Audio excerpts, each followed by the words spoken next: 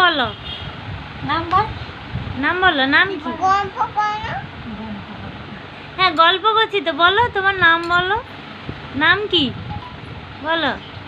তোমার নাম কি বলো? ছুনটানা। ছুনটানা সেটা আবার কি না?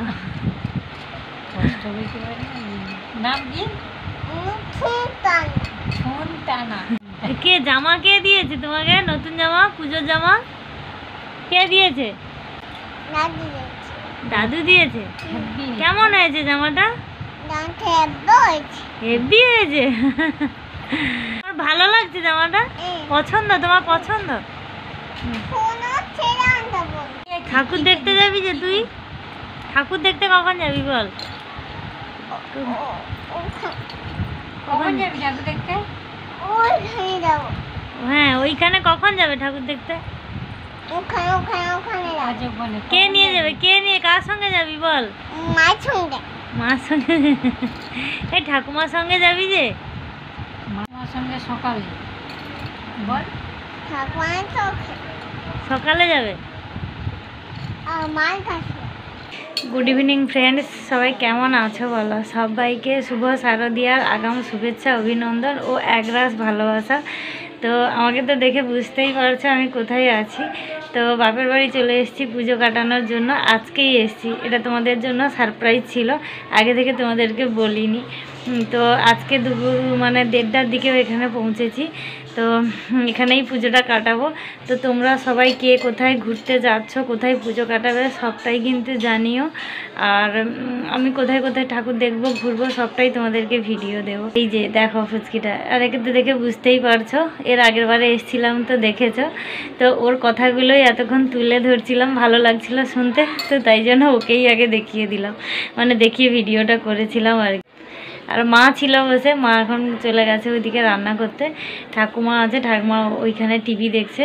তো ঠাকুমা তো এর আগে পিসির বাড়িতে ছিল, তো আজকে 1 মাস মতো হলো এসছে। আমি তো বিশ্বকর্মা পুজোর পরেই বাড়ি চলে গেছিলাম, তো তারপরেই ঠাকুমা এসছে এখানে। তো 1 মাস কি হলো হবে, এরকমই হবে হয়তো। তো যাই হোক, তো আমি বেশি দিনও থাকবো না, কয়েকদিন থাকবো, তো তারপরেই চলে যাব। এবছর মানে এখানে পুজো দেখতে আসার ইচ্ছেটা বেশি দীপের। তো এবছর এখানে আসার মতো ততটা আমার মানে মন চাইছিল না। তো তোমরা তো জানো যে আজকে 1.5 মাস 2 মাস মতো মানে হলো যে দাদা মারা গেছে, অনেকেই জানো।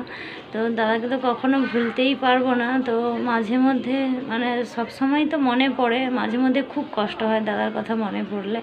তো যত পুজো সামনে এগিয়ে আসছে, তো দাদাকে মানে আরও বেশি করে মিস করছি।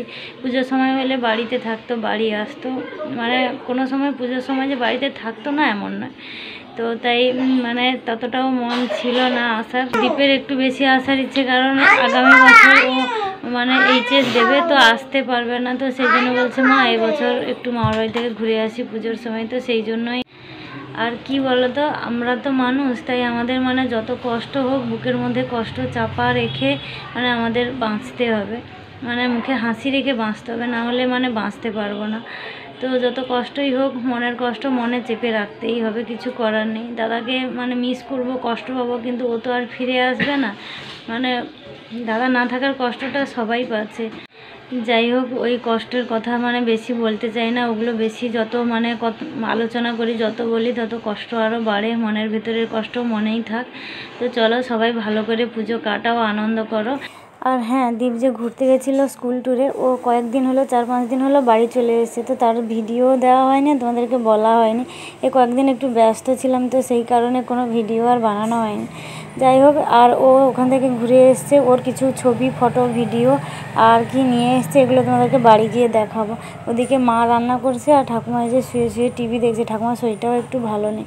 আর এই পুচকিটাকে দেখো, ও আমি এ ঘরে এসেছি বলে ও এ ঘর থেকে এ ঘরে চলে এসছে। তো চলো আজকের ভিডিওটা এই পর্যন্ত, সবাই ভালো ও সুস্থ থেকো, দেখা হচ্ছে পরে ভিডিওতে, টাটা।